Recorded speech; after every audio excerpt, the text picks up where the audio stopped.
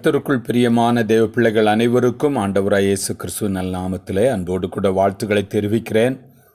இந்த கொரோனா நாட்களில் நீங்கள் எல்லாரும் பத்திரமாக பாதுகாப்பாக சுகமாக இருக்க அன்போடு வேண்டுகிறேன். உங்களுக்காக நம்முடைய அத்தனை தேவ பிள்ளைகளும் கர்த்தருடைய வார்த்தைகளை என்னோடு கூட கேட்கின்ற ஆராதிக்கிற பிள்ளைகள் உங்கள் அனைவருக்கும் என்னுடைய ஜெபங்கள் அனுதினமும் 3 மணி நேரம் ஆண்டுடைய சமூகத்தில் தரித்திருக்கிறேன். உங்களுக்காக ஜெபித்து வருகிறேன்.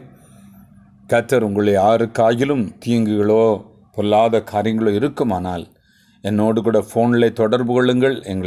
உங்களை அன்போடு வேண்டுகிறேன். இந்த ஞாயிற்றுக்கிழமையில் கர்த்தருடைய வார்த்தைகளை நாம் தியானிக்க போகிறோம். இந்த வார்த்தைகளில் மிக முக்கியமாக கவனிப்போம். ஜெபத்தை குறித்து நான் போதித்திருக்கிறேன். ஜெபம் மிக முக்கியமாக பலர் நினைக்கிறாங்க. பல கூட்டங்களில் நம்ம இதுக்காக ஆண்டுடைய சமூகத்தில் அழுது கண்ணீர் விட்டு போராடி ஜெபிக்கணும் அப்படின்னு சொல்லி ஜெபத்தை குறித்து எழுதப்பட்டிருக்கிற நோட்டீஸ்கள், ஜெப விண்ணப்ப வேண்டுகோள்கள் இவைகளெல்லாம் நான் பார்க்குறேன். அப்படி போதிக்கிறதை நான் கேட்குறேன். ஆனால் உண்மை என்னவென்றால் ரட்சிக்கப்பட்ட பிள்ளைகளுக்கு ஒரு ஸ்தானத்தை கொடுக்கிறார்.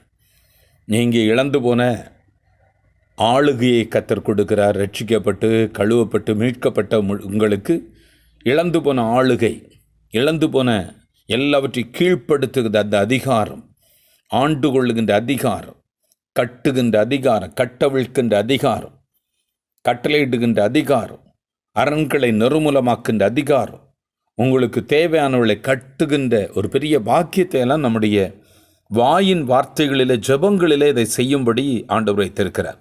நம்முடைய ஜெப அறை என்பது புலம்புகிற ஐயோன்னு ஒப்பாரிவித்து அழுகிற இடம் அல்ல.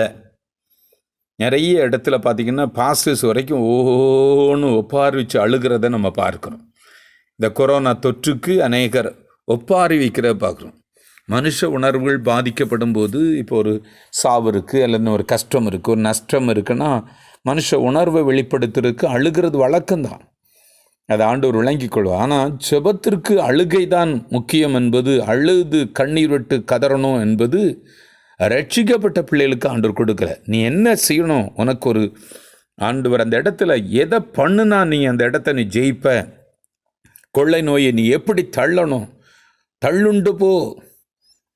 ஆராய்ச்சிகளும் மற்ற காரியங்கள் எல்லாம் பல விதங்களில் நம்முடைய தேசத்தில் வித்தியாசமான காரியங்களை சொல்லி கொண்டிருக்கிற நாட்களில், தொற்று நோய் பயங்கரமாக பரவி பல மரணங்கள் ஏற்பட்டு கொண்டிருக்கிற நாட்களில், பல மருந்துகளும் ஆக்சிஜனும் தட்டுப்பாடுகளாக இருக்கிற நாட்களில் நாம் சொல்ல வேண்டியது என்ன? இந்த நோய் நம்முடைய தேசத்தை விட்டு நம்மை விட்டு முற்றிலுமாக தள்ளுண்டு போ.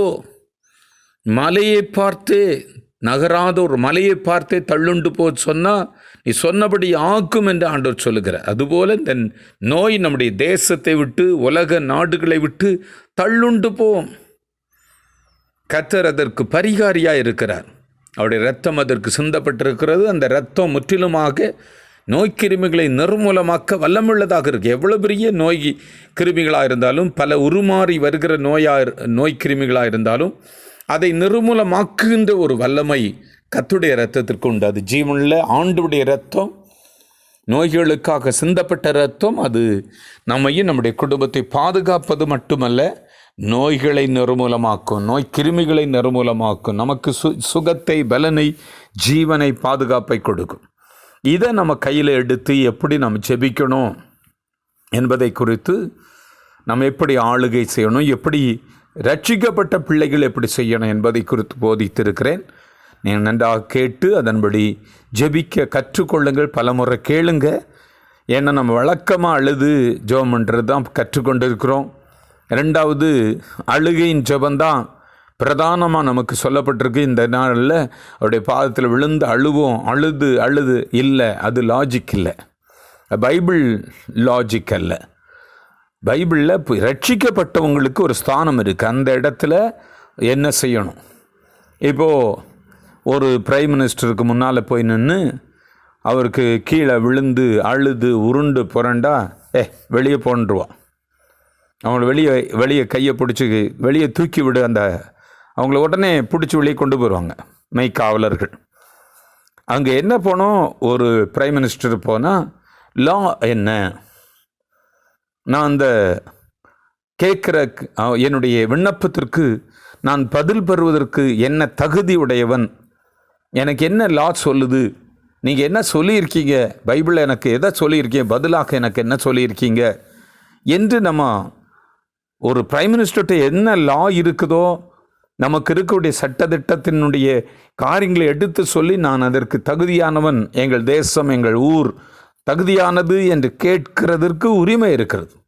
அதன்படி கேட்டால் அதுக்கு பதில் கிடைக்கும். அப்படி போய் உட்கார்ந்து பேசணும்.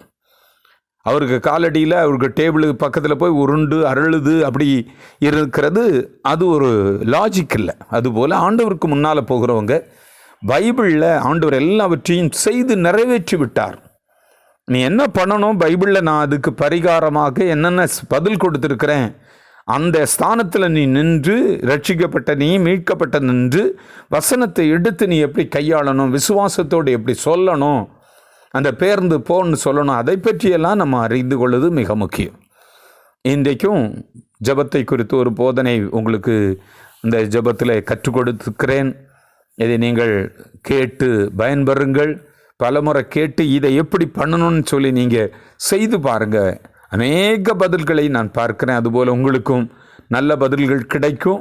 உங்கள் வீடுகளில் அந்த பதில் உண்டாகும், இல்லாதவர்கள் இருக்கிறதாக மாறும், அற்புதங்கள் நடக்கும். அப்படியே நடப்பதை நீங்கள் அனுபவிப்பீங்க, பார்ப்பீங்க. கர்த்தர் உங்களை ஆசீர்வதிப்பாராக. God bless you. ஜபத்தை குறித்து கடந்த 3 செய்திகள் நாம் கேட்டிருக்கிறோம். ஜபத்தின் ரகசியம், ஜபத்தில் பல ரகசியங்கள் அடங்கியிருக்கு. நம்ம எல்லாரும் செபிக்கிற போது எப்படியாவது நான் ஜெபம் பண்ணி ஆண்டவருடைய கையை காலை நோக்கி, யாருக்கால? ஆண்டவருடைய கையை காலை முறுக்கி எப்படியாவது அவருடைய மனசை மாற்றி நான் அதை வாங்கிடணும் இதை வாங்கிடணும் சொல்லுது தவறான. நான் எப்படியோ முறுக்கி கட்டி ஆண்டவரை அப்படி இப்படின்னு அடிச்சுக்கிட்டா அவர் ஜெபத்தை கேட்பாருன்னு சொல்றது தவறான. அவர் மனசை மாத்திடுவார் சொல்லுது தவறான. நம்ம தான் ஆண்டவருடைய சித்தம் அறிந்து ஜெபிக்க மனதை மாத்திக்கணும். அல்லேலூயா. நாம தான் தேவனுடைய சித்தம் என்னது என்பதை அறிந்து நம்ம மனதை மாற்றி ஜெபிக்கணும். ஜபத்தை நாம் கற்றுக்கொள்வோம். ஜபத்தில் பல ரகசியங்கள் இருக்கிறது. இந்த 4ஆம் நாள் ஜபத்தை குறித்தான காரியங்களை நாம் கடந்து செல்ல இருக்கிறோம். மூலாதாரமாக எப்போது ஜெபம் பண்ண வேண்டும் என்று ஆண்டவர் சொல்லுகிறார். இடைவிடாமல் ஜெபம் பண்ண என்று பவுல் அப்போஸ்தலன் சொல்லுகின்றார். ஆண்டவர் இயேசு கிறிஸ்து நாம் கடந்த நாட்களிலே ஆதாரமாக கொண்ட வசனத்தை எடுத்துக்கொள்வோம். லூக்கா எழுதின சுவிசேஷம் 18ஆம் அதிகாரம் 1வது வசனத்தை நாம் வாசிப்போம். சோர்ந்து போகாமல் எப்பொழுது ஜெபம் பண்ண வேண்டும் என்று அவர் ஒரு உவமையை சொன்னார். கர்த்தருடைய பரிசுத்த நாமத்துக்கு மகிமை உண்டாகட்டும். அங்கே நாம் அறிந்து கொள்ள வேண்டிய காரியங்கள், ஜபிக்கிற நபர் யார்கிட்ட வேண்டிக் கொள்கிறோம், நாம் யார்கிட்ட வேண்டிக் கொள்கிறோம்? அவர் கடவுள், அவர் தெய்வம். அதே நேரத்தில் அவர்களுடைய அப்பாவிடத்தில் வேண்டிக் கொள்கிறோம். அல்லேலூயா. அவருடைய தகப்பன் மகனாக மகளாக அவர்களை ஜெபிக்க, இதுதான் ஜெபத்தினுடைய. இப்படித்தான் நீ அறிந்து ஜெபிக்கணும். நீ மகள் என்ற எண்ணத்துல நீ அறிந்து கொள்வதிலே அவர் சந்தோஷப்படுகிறார். நீ என்ன அப்பாவும் நீங்க ஏற்றுக்கொண்டிருக்கிற, நான் உங்களுடைய பிள்ளை என்று ஏற்றுக்கொள்ளுகிற அந்த மனதை, அந்த ஏற்றுக்கொள்ளுகிற அந்த இருதயத்தை ஆண்டவர் பார்த்து சந்தோஷப்படுகிறார். அல்லேலூயா. நீ என் மகனாக மகளாக இருக்கிறது மட்டும் அல்ல, என்னுடைய விருப்பத்தை நீ அறிந்து ஏற்றுக்கொள்வதனால் என்னை கனம் பண்ணுகிறார். ஏற்றுக்கொள்கிறதுனால் அவரை கனம் பண்ணுகிறோம் என்று அவர் அறிந்துபடுகிறார். அவருடைய சித்தத்தை அறியணும், அவருடைய விருப்பத்தை அறிந்து ஏற்றுக்கொள்ளணும். ஆமை சொல்லுவோமா? கர்த்தருக்கு ஸ்தோத்திரம். ஜெபத்துல நாம் அறிந்து கொள்ள வேண்டியது அவருடைய சித்தத்தை, அவருடைய விருப்பத்தை அறிந்து ஏற்றுக்கொள்கிற போது அவர் கனம் பண்ணப்படுகிறார். என்னுடைய கருத்துக்களை, என்னுடைய விருப்பங்களை, என்னுடைய நோக்கங்களை என் பிள்ளைகள் ஏற்றுக்கொள்ளுகிறார். நம்ம வீட்டுல பாத்தீங்கன்னா சில பிள்ளைங்க நம்ம விரும்புறத பிள்ளைகள் நிறைவேற்ற மாட்டாங்க. டெய்லி கம்ப்ளைண்ட் பண்ணிட்டே இருக்கும், பையன் சரியில்லை, பையன் சரியில்லை, அவன் சரியில்லை, இவன் சரியில்லை நம்ம சொல்லிட்டே இருக்கோம். நம்ம சொல்றதுக்கு ஒத்துழைப்பு வராதுங்க பிள்ளைங்க. அப்போ நமக்கு வருத்தமா இருக்கு. நமக்கு வருத்தம் வர்றதுனாலே புரிஞ்சுக்கணும், நம்ம என்ன செய்யறோம், பிள்ளைகள் நம்ம ஏற்றுக்கொள்ளல, நம்முடைய கருத்துக்களை ஏற்றுக்கொள்ளல என்ற அர்த்தம். கர்த்தருடைய பிள்ளைகள் அறிந்து கொள்வோம், பரம தகப்பனுடைய கருத்துக்களை, அவருடைய விருப்பங்களை நீங்க என்னைக்கு ஏற்றுக்கொள்கிறீர்களோ அன்னைக்குதான் உங்க மேல சந்தோஷப்படுவார். நீங்க விரும்புகிறத சொல்லுகிறதுக்கு முன்னால அவருடைய விருப்பம் என்ன என்று அறிந்து கொண்டால்தான் பிள்ளைகள் ஏன் பிள்ளைகள் என்று அங்கீகரிக்கப்படுறீங்க. கர்த்தருடைய வார்த்தையை, அவருடைய விருப்பத்தை, அவருடைய நோக்கத்தை, அவருடைய சித்தத்தை அறிகிறதுக்கு பிள்ளைகள் இல்லை. என்னைக்கு அறிந்து கொள்கிறோமோ அன்னைக்குதான் அந்த ஜெபத்துக்கு முக்கியமான கனெக்ஷன் உண்டாகும். அல்லேலூயா. இது மிக முக்கியம். என்னமோ வந்து கையை கால ஆட்டி சோத்திரம் சோத்திரம் அப்படியெல்லாம் சொல்லி ஜோமணிக்கு போனோம்னா நடக்கணும்னு நினைக்கிறோம். தப்பு. நம்ம ஆண்டுடைய கையை கால முறுக்கி அவருக்கு மனசை மாத்தி ஏதோ ஒன்று நடக்கணும்னு நினைக்கிறத விட அவருடைய விருப்பம் என்னெல்லாம் இருக்கு, என்ன குறித்து என்ன விருப்பம், என்ன படைத்தவர், என்ன குறித்து அவர் என்ன விருப்பம் வச்சிருக்காருன்னு அறிந்து அந்த நோக்கத்தை எங்க அறிகிறது, பைபிள்ல அறியலாம். நான் என்ன எப்படி ஆண்டவர் படைச்சான்னு அறிந்து அந்த விருப்பத்தின்படி ஜெபம் பண்ணிட்டா உடனே கிடைக்கும். அது ரொம்ப முக்கியம். ஆமென் சொல்லுவோமா? அல்லேலூயா. இன்னும் அதிகமா என்ன கனம் பண்ணி என்னுடைய சித்தத்தை அறிந்து என் நோக்கத்தை அறிந்து என்னிடத்துல நீ அதிகமா கேட்கிற பிறகு இது அப்பா நீங்க சொன்ன விருப்பம், என்னை குறித்து நீங்க வச்சிருக்க விருப்பத்தை நீ சொல்லி கேட்கிற பாரு, அது அவருக்கு ரொம்ப சந்தோஷம். இன்னும் அதிகமாக என்னை மதிக்கிற, என்னை கனம் பண்ற என்றார். பல நாளா தேவனுடைய சத்தத்தையோ தேவ சித்தத்தையோ நோக்கத்தையோ அறியாம ஜெபம் பண்ணிட்டு இருக்கிறவன் எதையோ கூப்பிட்டு கிடந்துட்டு இருக்கட்டும், எதையோ பண்ணக்கூடாது. பெயர் ஆண்டவர் கேட்கணும், என் சித்தத்தின்படி கேட்கிறாங்களா? அல்லேலூயா. நல்ல இது ரொம்ப முக்கியம். நாம் கேட்கணும், அது எப்படி கேட்கணும் என்பதெல்லாம் அறிந்து கொள்ளப்படும். இன்னைக்கு சில காரியங்கள் நாம் கற்றுக்கொள்ள போறோம். ஆமென் சொல்லுவோமா? அல்லேலூயா. நீ ஆண்டவர் பார்த்துக்கோங்க, நல்லா புரிஞ்சுக்கோங்க, என்னை போல ஆள்பவன் ஆளணும். பிரேயர்களை நம்ம புரிஞ்சு ஆளணும். ஆளணும்னா என்னது? எல்லாத்துக்கும் ஒரு தலையை ஆட்டி உட்கார்ந்து இருக்கோம். ஆளணும், என்னை கற்றுக்கொள்ள போறோம். பிரேயர் என்பது ஒரு நீ என்ன போல உன்னை படைச்சிருக்கேன், நீ தேவனுடைய சாயல் இருக்கிற, நான் ஆளுகின்றவன். ஆண்டவர் சொல்றார், என்னை போல நீ ஆளணும். அல்லேலூயா. ஆண்டவர் என்ன போல என் பிள்ளை பண்றான். சிலருக்கு பெற்றோர்லாம் அவன் என்ன போல நீ அப்படின்னு என்ன போல பண்றான். தகப்பன் சொல்லுவார், தாய் சொல்லுவோம், என்ன போல அவன் பண்றான். அதுல சந்தோஷமா இருக்கும். அது போல நாம் ஆண்டவரை போல இந்த உலகத்தை ஆள வேண்டும். அதை நம்ம இன்னைக்கு கற்றுக்கொடுக்கும். நிறைய ஆழம் எனக்கு ஆண்டவர் வச்சிருக்க காரியத்தை பெற்றுக்கொள்ளணும், உருவாக்கணும், அதற்கு ஆளணும். ஆள்றது எப்படி, ஆள்றது எப்படி, அதையெல்லாம் நம்ம கற்றுக்கொள்ளணும். அல்லேலூயா. கர்த்தருக்கு ஸ்தோத்திரம். நல்ல கவனிங்க. ஜெபம் என்பது முதல்ல கவனிச்சுக்கோங்க, நான் அவரோடு உறவாடுவது, அவர் நம்மோடு உறவாடுவது. இந்த ரெண்டையும் நம்ம புரியும். நம்ம எல்லாம் ஜெபம் பண்ணிட்டு போற வெள்ளிக்கிழமை எல்லாம் அப்படியே என்ன சொல்லிட்டு எல்லாம் பண்ணிட்டோம் அப்படி போயிடுறோம். அந்த ஜெபம் என்பது தகப்பனும் பிள்ளையுடைய உறவு. இதை விளங்கிக் கொள்ளுங்க. நானும் ஆண்டவரும் அப்பா பிள்ளை, அப்பாவுக்கும் எனக்கும் உறவாடுதல் இருக்கணும். நிறைய பேர் நினைக்கிறாங்க ஜெபம் எப்போ வந்துன்னா, ஆதாம் ஏவாளை விட்டு ஆண்டவர் பிரிஞ்சிட்டார், பாவம் செய்யணும்னு தள்ளிட்டார், இவர் வரையிட்டார். அண்ணோட அண்ணல இருந்து அவன் கெஞ்சி கெஞ்சி கூத்தாடுறான், ஆண்டவரே ஆண்டவரே ஆண்டவரே எனக்கு இறங்கும் இறங்கும் அப்படின்னு அவன் கெஞ்சி அவனா உருவாக்குனதா ஜெபம்னு நினைக்கிறான். தப்பு. ஜெபம் ஆதியில மனுஷன் உருவாக்குன உடனே உருவாயிற்று. அல்லேலூயா. சத்தமா சொல்லுங்களேன். ஜெபம் எப்போ உருவாயிற்று? எங்க ஆரம்ப ஜெபம் எங்க இருக்கு பைபிள்ல? பாவம் செய்தவரையும் ஆண்டவரே ஆண்டவரே கூப்பிட்ட ஜெபம் அல்ல இது.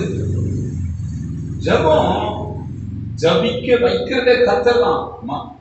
தெய்வமும் தகப்பனும் பிள்ளையும் உறவாடினதுதான் ஜெபம்.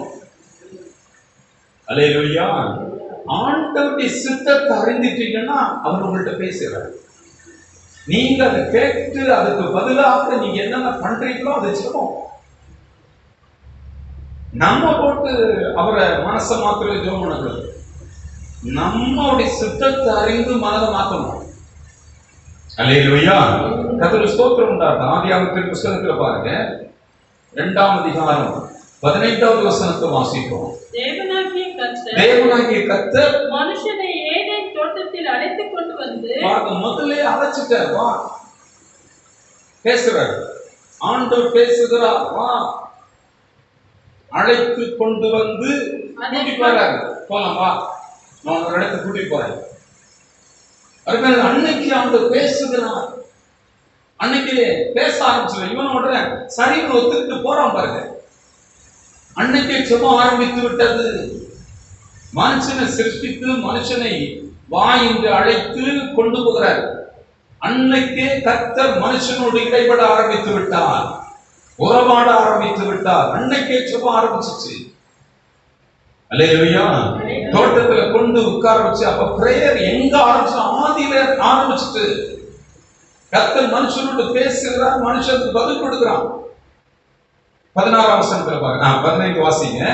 அதை பண்படுத்தவும் காக்கவும் வைத்தார். அதெல்லாம் சொல்றாரு, இந்த இடத்தையெல்லாம் பண்படுத்தணும், இதை காக்கணும், உன்னுடைய வேலை இதெல்லாம் நீ பண்ணணும்னு சொல்லி பேசுகிறார். அதுதான் ஜெபத்தினுடைய காரியம். தேவன் உங்களோடு என்ன சித்தம் வைத்திருக்க பேசணும். பைபிள் சொல்லிக் கொடுக்குது. அதை கேட்டு நீங்க அதன்படி செய்ய ஆரம்பிச்சிட்டீங்கன்னா ஜெபம் பதில் கிடைக்கும். ஆமென் சொல்லுவோமா? 16வது வசனம். தேவனாகிய கர்த்தர் மனுஷனை நோக்கி, நீ தோட்டத்தில் உள்ள சகல விருட்சத்தின் கனியையும் புசிக்கவே புசிக்கலாம், ஆனாலும் நன்மை தீமை அறியத்தக்க விருட்சத்தின் கனியை புசிக்க வேண்டாம், அதை நீ புசிக்கும் நாளில் சாகவே சாவாய் என்று. அன்னைக்கே அவருடைய சித்தத்தை சொல்றாங்க. நான் சொல்றது கேளு. வந்து இந்த தோட்டத்துல வந்து அழைச்சிட்டு வந்து கூப்பிட்டு பேசுறாரு பாருங்க. மனுஷனோட கர்த்தர் பேசுகிறார். கர்த்தருடைய சத்தம் கேட்கிற மக்களாக நம்ம இல்ல. எங்கேயோ நம்ம காதல் அடைக்கப்பட்டு கிடக்கு. எங்கேயோ நம்ம ஆண்டவரை பற்றி அறியாம கிடக்கிறோம். அவர் சொல்லுகிறத நம்ம அவருடைய விருப்பத்தை அறியாம இருக்கிறோம். தோட்டத்துல கொண்டு வந்து இந்த எல்லா கனிகளையும் நீ புசிக்கலாம், இந்த நடுவில் இருக்கிற தோட்டத்தின் விருட்சத்தின் கனியை மட்டும் நீ என்ன செய்ய வேண்டாம், புசிக்க வேண்டாம், சாகவே செத்துருவ என்று அவர் சொல்லிக் கொடுக்கிறார். இதை பண்ண இதை பண்ணிடாத. அந்த சத்தத்தை கர்த்தருடைய பிள்ளைகள் கேட்கிறது. ஆமென். அவன் பதில் செய்யறான். Yes, okay okay okay. அவனை பதில் கொடுத்து தான் இதெல்லாம் நடக்குது. இதுதான் ஜெபத்தில் தகப்பன் பிள்ளைங்க உறவு. பாவம் செய்த பிறகு அவர் வருகிறார்.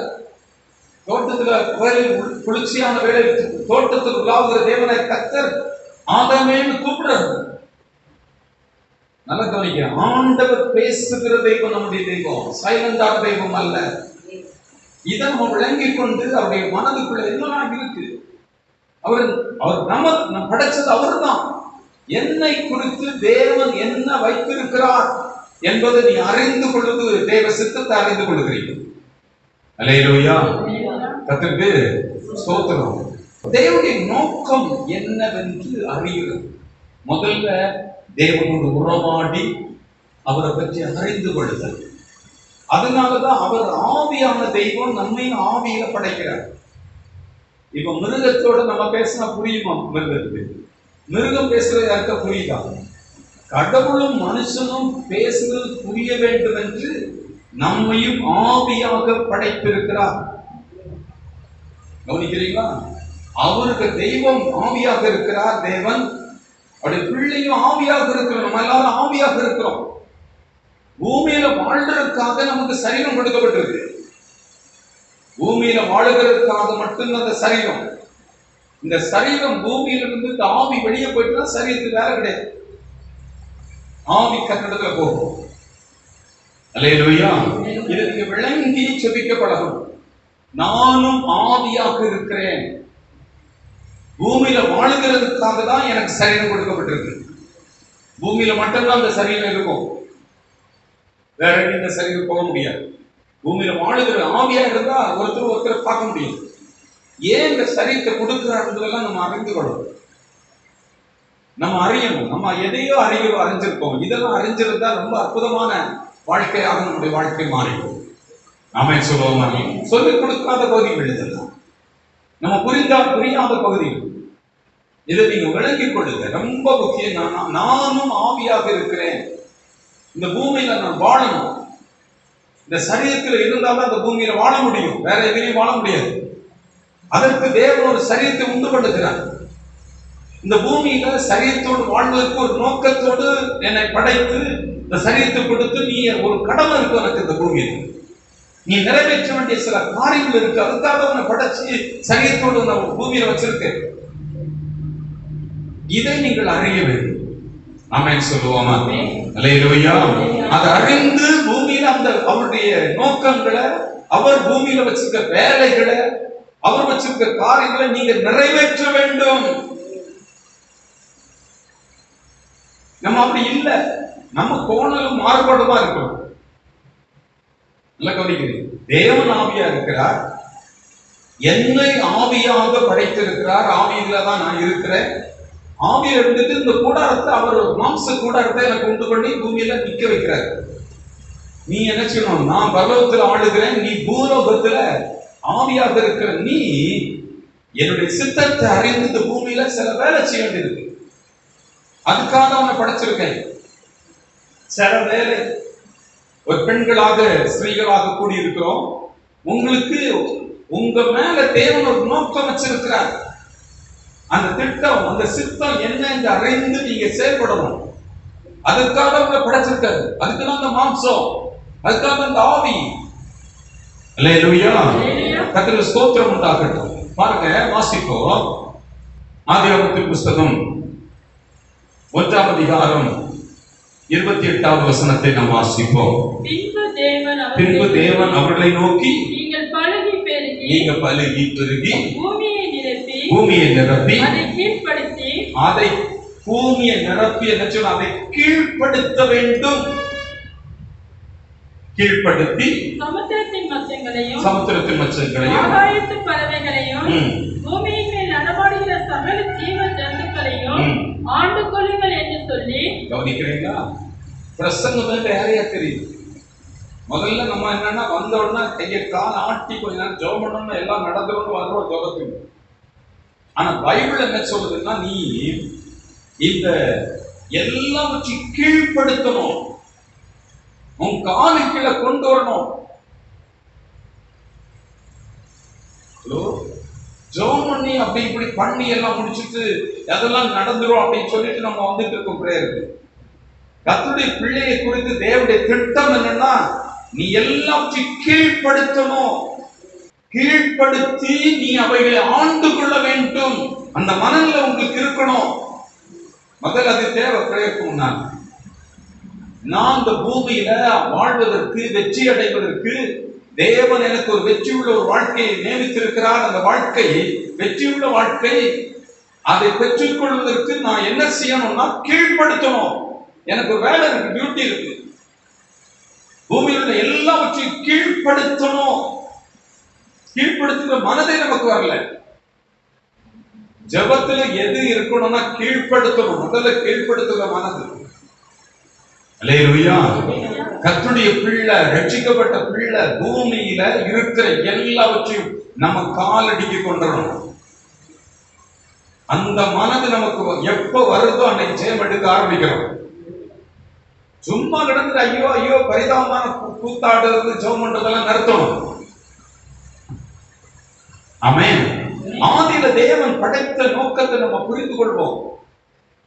மனுஷன் என்ன பண்ணலாம், அந்த பூமியை அழகா படைச்சிருக்கேன், மிக அற்புதமாக ஏராளம் தாராளமா படைச்சு அழகா வச்சிருக்கிறேன். இதை இவன் ஜெயமெடுக்கிற மகனாக நான் இவனை உருவாக்கி இருக்கிறேன். இவனுக்குள்ள என்னுடைய ஆவியை கொடுத்திருக்கிறேன், எனது சாயலை கொடுத்திருக்கிறேன், எனது ரூபத்தை கொடுத்திருக்கிறேன். நீ என்ன பண்ணணும்னா பூமியை கீழ்ப்படுத்து, உன் காலடி கீழே வைப்பாங்க. உன் பிரச்சனை அப்பதான் கீழே இறங்கும், அடங்கும். நீ ஆளுகின்றவன், ஆள பிறந்தவன், நீ ஆளணும் பூமியை. உன் மனதுல எல்லாம் கீழ்ப்படுத்துகிற மனது உனக்கு வரணும். நான் தேவனுடைய பிள்ளை, அவருடைய குட்டி. அல்லேலூயா. ஜெயம் எங்க உண்டாகுது? இந்த உலகத்துல ஜெயம், அதிகாரம் எங்க கிடைக்குதுன்னா ஆளுகின்ற அதிகாரம், எல்லாவற்றையும் சகலத்தையும் கீழ்ப்படுத்துது. அந்த வசனத்தை திரும்ப படிச்சு பாருங்க. பின்பு தேவன் அவர்களை நோக்கி, என்னுடைய தகப்பனை பார்த்து சொல்லியிருக்காரு. ஆதி தகப்பனாகிய கர்த்தர் முதல் தகப்பனுக்கு சொல்றாரு, நீங்க பூமியில என்ன செய்யுங்க, பலுகி பெருகுங்க. எவ்வளவு பெருகினாலும் நீங்க எத்தனை தலைமுறை வந்தாலும் சரி, இன்னைக்கு பிறந்திருக்கிற தலைமுறை எல்லாம் எந்த தலைமுறை ஆனாலும் பலுகி பெருகி என்ன செய்யணும், பூமியை நிரப்பிட்டு அந்தந்த இடங்கள்ல நீங்க இருக்கிற ஏரியாவுல உங்க எல்க, உங்க மனதுல படுகிற எல்கைகள் எல்லாம் கீழ்படுத்துங்க, கீழ்படுத்துங்க. இந்த கீழ்படுத்துகிற மனது நமக்கு இல்லாம தான் விழுந்து கிடக்கிறோம். அவன் நம்ம கீழ்படுத்தி வச்சிருக்கிறான். பாவத்தையும் சாபத்தையும் நம்ம நட வச்சு அது நம்ம கீழ்படுத்தி வச்சிருக்கு. நீ ரட்சிப்பின் மூலமாக நீ விடுதலை பெற்று நீ அதை கீழ்படுத்துகிற மகனாக எல்லா அதிகாரத்தையும் நான் உனக்கு கொடுக்கிறேன். அல்லேலூயா. இந்த பூமியை நீ கீழ்படுத்தணும், பூமியில் உள்ளவைகளை கீழ்படுத்தணும். உன் காலடிக்கு கொண்டு வா, உன் செபத்துல காலடிக்கு முதல்ல கொண்டு வா. இது என்னுடைய விருப்பம். இதை புரிஞ்சுக்க, இதை நீ புரிஞ்சுக்க, இதை நீ விளங்கிக் கொள்ளுகிற அன்னைக்கு நான் ஒன்னு நீ என்ன கனம் பண்றன்னு அர்த்தம். இதை விளங்கிக் கொள்ளணும். முதல்ல எதெல்லாம் உங்க பிரச்சனையா இருக்கு, உங்க வீட்டுல பிரச்சனை, பொருளாதார பிரச்சனையா இருக்கட்டும், குடும்ப பிரச்சனையா இருக்கட்டும், அந்த காரியங்கள்லாம் உங்க தலைக்கு மேல இருக்கு. நீங்க தலையில வச்சிருக்கீங்க, காலு கீழே வைக்க வேண்டியவைகள். இந்த மேல வைக்காத பிரச்சனையை, போராட்டத்தை, உனக்கு வருகிற பலவிதமான காரியங்கள் உன்னை தோற்கடிக்கும்படியாக உன்னை கீழே அமுத்துறதுக்கு வருகிற சாத்தானி தந்திரங்களை நீ தலைமையில வச்சிருக்க. கீழே போட்டு மதிக்க போற, கீழே போடு, அதுக்கு முக்கியத்துவம் கொடுக்காத. அந்த பிரச்சனைகளை, இந்த இடத்துல எனக்கு எதிராக வருகிற காரியங்களை கீழ்படுத்து. நீ ஆளணும், அதை மேற்கொள்ளணும். ஆமென் சொல்லுவோமா? மேற்கொள்ளணும். அந்த சிந்தை என்னைக்கு கர்த்தருடைய பிள்ளைக்கு வளருதோ நீ ஜெயம் எடுக்க ஆரம்பிக்கிற. ஆமென் சொல்லுவோமா? அல்லேலூயா. நிறைய பேர் நல்லா கவனிங்க. நான் ரொம்ப மாடா உழைச்சி, நாயா தேயா அலைஞ்சி, ஓட தேஞ்சு போயிட்டேன். நான் சம்பாதிச்சு இதெல்லாம் உருவாக்கிட்டேன்லாம் பேசுறவங்க இருக்காங்க. நான் கஷ்டப்பட்டு என் வேர்வை, என் கண்ணீர், அதுக்கு தான் நான் இப்படி வந்தேன் அப்படின்னு சொல்றவங்க இருக்காங்க. அப்படி நம்ம அதுல வந்தோம்னு சொன்னா நம்ம ஆடா மாடா தேஞ்சி ஓஞ்சி ஓடா முடிஞ்சு போறோம்னா, கவனிக்கிறீங்க, அது சாபத்தை நம்ம ஏற்றுக்கொண்டு நடக்கிறோம். படாத பாடுபட்டு நான் அப்படியெல்லாம் கஷ்டப்பட்டு இப்படியெல்லாம் பண்ணி அப்படி வந்தேன்னு சொன்னாலே, வேர்வை சிந்தி நான் அப்படியெல்லாம் பண்ணுனேன்னு சொன்னாலே சாபத்தினுடைய காரியங்களை ஏற்றுக்கொண்டு செய்திருக்கிறோம்.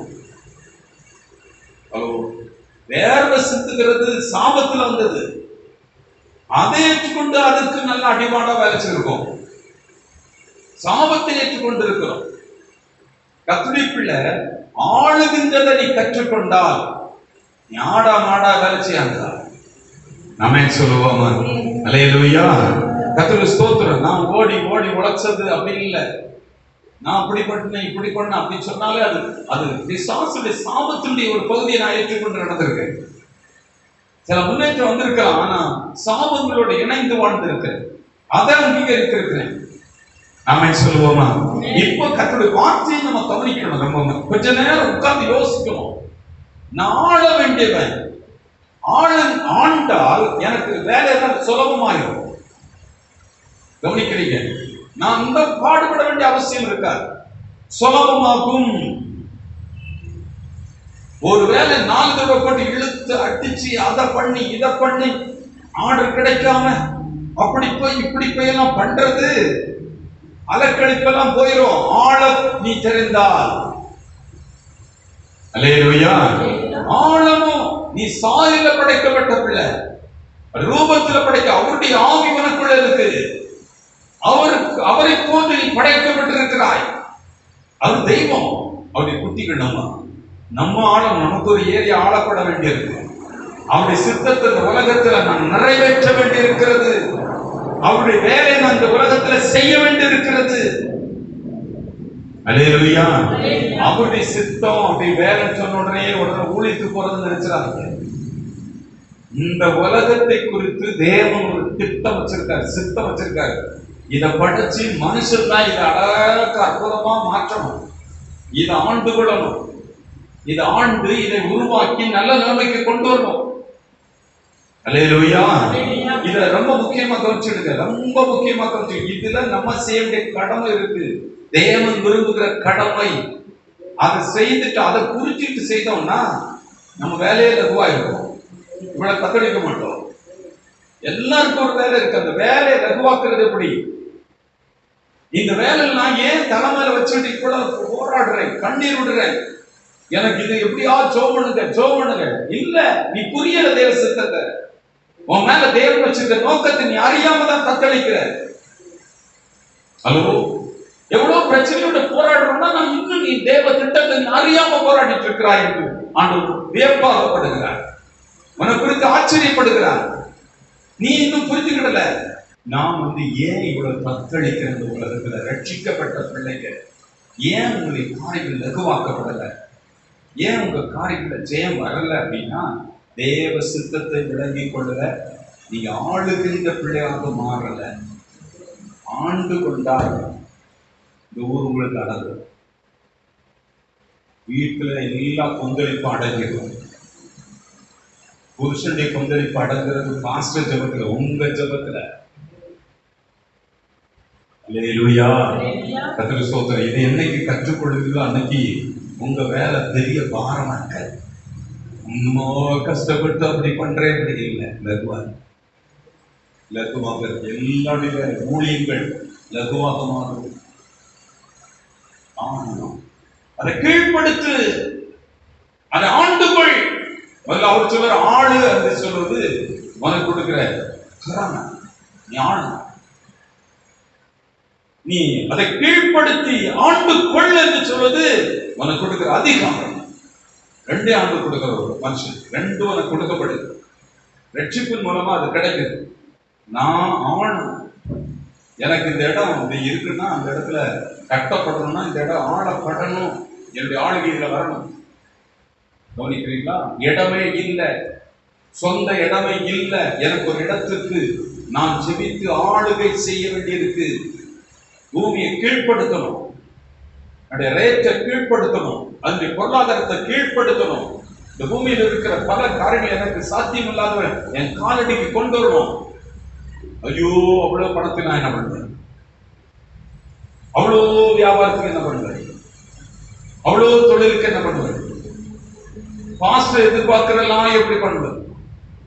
ஹலோ, மேலாக பண்ண முடியும். நீ ஆளுகின்ற பிள்ளையாக மாறிவிட்டான். கீழ்ப்படுத்த ஆரம்பிச்சுட்டா எல்லாம் கட்டுப்படும். உனக்கு அந்த அதிகாரத்தை கற்றுக்கொடுக்கிறார். அவை எதுவும் உங்களை மேற்கொள்ளாது, நீங்க தான் மேற்கொள்வீங்க. தேவ சித்தம் அது. ஆமென் சொல்லுவோமா? சங்கீதங்களின் புத்தகம் 8ஆம் சங்கீதம் 6வது வசனத்தை நாம் வாசிப்போம்.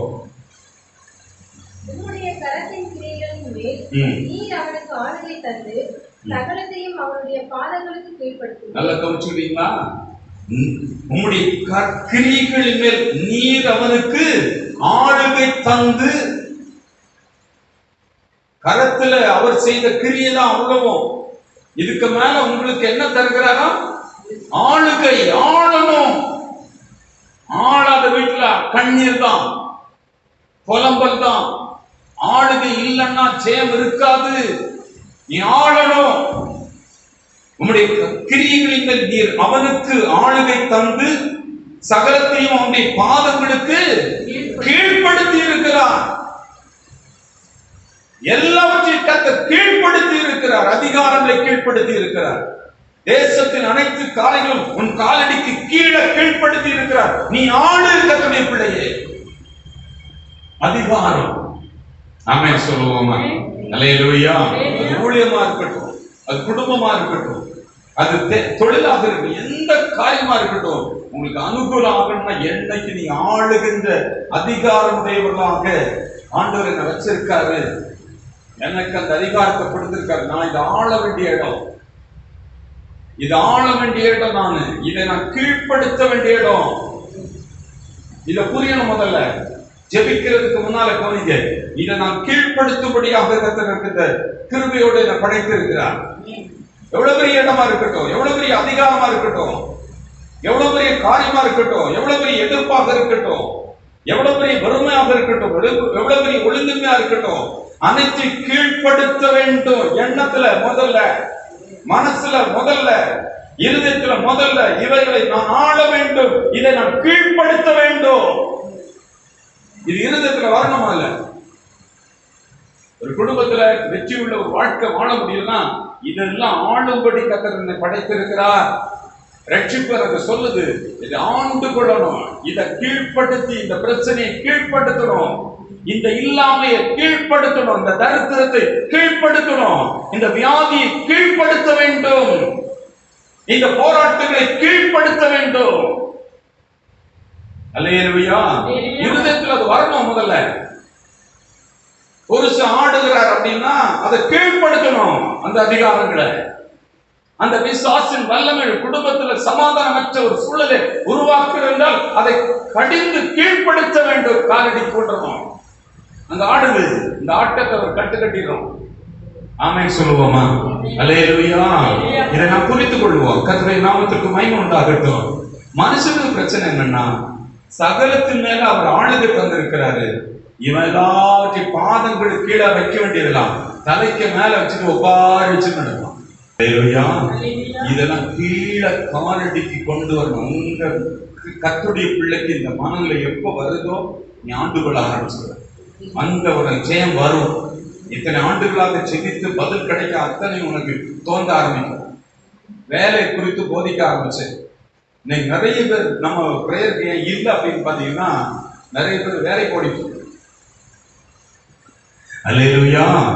வேலை செய்யணும், உழைக்கணும். உழைப்பை பற்றி பேச ஆரம்பிச்சதுல இருந்து நிறைய பேர் வீடுகள்ல வேலை ஆரம்பிச்சு, உழைப்பு ஆரம்பிச்சு. உழைப்புன்னா இப்ப உற்சாகமா இருக்கு. நிறைய பேர் எனக்கு ரொம்ப உற்சாகமா இருக்கு. காலை எழுந்து வேலை செய்யணும்னா ரொம்ப உற்சாகமா இருக்கு. ஒரு மாதிரி எழும்புன நாட்கள்லாம் போயிடுச்சு. போதிக்கிற நானே ராத்திரி 11 வேலை ரொம்ப உற்சாகமா இருக்கு. அப்படி சித்தத்தை செய்கிறேன், அவர் விரும்புகிறத செய்கிறேன், உழைக்கிறேன். அல்லேலூயா. ஆமென் சொல்லுவோமா? கர்த்தருக்கு ஸ்தோத்திரம் உண்டாகட்டும். நல்ல கவனிங்க. உங்களுக்கு என்ன பிரச்சனையாக இருந்தாலும் சரி, அது கீழ்ப்படுத்தப்பட வேண்டும். அதை இருதயத்தில் முதல்ல பிக்ஸ் பண்ணுங்க. அல்லேலூயா. எந்த பெரிய தேவையாக இருக்கட்டும், எவ்வளவு பெரிய காரியமாக இருக்கட்டும், ஒரு குடும்பத்துல ஒரு பெண்ணாக, ஒரு ஆணுக்கு துணையாக நீங்க படைக்கப்பட்டிருக்கீங்க. ஒரு ஏற்ற துணையாக உங்க கணவரை கொடுத்து கணவருக்கு மனைவியாக கர்த்தர் வைத்திருக்கிறார். கவனிக்கிறீங்களா? இந்த மனைவி என்ற ரோலை முதல் எடுத்துக்கோ. மனைவி என்ற ரோல்ல நீங்க என்னெல்லாம் கீழ்ப்படுத்தணும்? தேவனுடைய சித்தம் என்ன? தேவன் உங்களை மேல வச்சிருக்கிறது, நீங்க சில காரியங்கள் ஆளணும். நீங்க ஒரு பெண், ஒரு குடும்பத்தை கட்டுவதற்கு சில காரியங்கள் தேவனை பிரியமில்லா, தேவ சித்தம் இல்லாத காரியம் வீட்டில் இருக்கு என்றால் அதை ஆளுகை செய்து கீழ்ப்படுத்த வேண்டும். அந்த செயலுக்கு வாங்க, செயலுக்கு வாங்க. ஊழியர் செய்கிற தேவ பிள்ளைகள், உங்களுக்கு ஏரியா கொடுக்கப்பட்டிருக்கு. அந்த ஏரியாவில் வீடுகளை, அந்த இடங்களை, அந்த நபர்களை, அந்த ஏரியாவை உங்க பாதங்களை கீழ்ப்படுத்த வேண்டும். ஆளணும், ஆளணும். அல்லேலூயா. கர்த்தருக்கு ஸ்தோத்திரம். எனக்கு ஒரு இடம் வாங்க முடியல, கீழ்ப்படுத்தணும். என் வீடு கட்ட முடியல, கீழ்ப்படுத்தணும். எதிர்த்து நிற்கும் பல பிரச்சனைகள். ஆமென் சொல்லுவாங்க. நீ பூமியில இருக்கும்படியாக மனுஷ சரீரத்துக்கு வந்திருக்கிறார். மனுஷனாக நீ இருக்கும்படிதான் மனுஷனா வாழணும். அதுக்காக சரீரம், மற்றபடி நீ ஆவி. நீ இந்த பூமியில சரீரத்தில் வாழ்ந்து இந்த பூமியில பல காரியங்கள் நிறைவேற்றும்படி உன்னை படைச்சிருக்கேன். அது என்னெல்லாம் அந்த லிஸ்ட தான் நீங்க தேடி பிடிக்கணும். அதை செய்கிறோம், அதை செய்து வந்து அதை கீழ்ப்படுத்தி ஜெபம் பண்ண வேண்டியிருக்கு. அந்த ஜெபத்துக்கு நீ வருகிற போது ஜெபம் உனக்கு அற்புதமாக மாறிடும். ஆமென் சொல்லுவோமா? மற்றவங்களை போல ஜெபிக்க வேண்டிய அவசியம் இல்லை. சிலர்லாம் ஜெபம் பண்ணும்போது நான் டெய்லி காலையில 4 மணி நேரம் ஜெபம் பண்றேன். இல்லை, கவனிக்கிறீங்க? அதிகாலையில ஜெபம் பண்றேன், கவனிக்கிறீங்க? நான் இத்தனை மணி நேரம் ஜெபம் பண்ணுவேன், டெய்லி 3 மணி நேரம் நான் ஜெபம் பண்ணாம இருந்த நாளே கிடையாதுன்னுவாங்க. ஆனா ஒண்ணும் கிடைக்காது. அங்க 1 மணி நேரம் ஜெபம் பண்ணோம்னா 4 மணி நேரம் ஜெபம் பண்ணோம்னா 4 ஸ்டார் அங்க பதிச்சு வச்சுக்கிறது இல்லை. உடம்பு முழுவதும் அவங்களுக்கு ஸ்டாரா இருக்கும். ஆனா ஒண்ணும் நடக்காது. டெய்லி நான் 3 மணி நேரம் ஜெபம் பண்றேன்.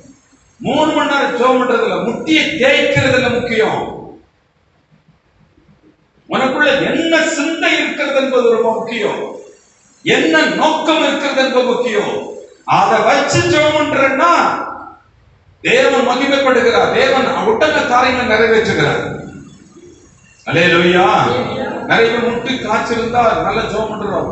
ரொம்ப மணி நேரம் ஜெபம் பண்ணி முட்டியெல்லாம் கருத்து போயிருக்கும். பார்த்துங்க, ஏன்னா முட்டி கருத்து அதை காட்டி நடக்க விரும்புறது இல்லை.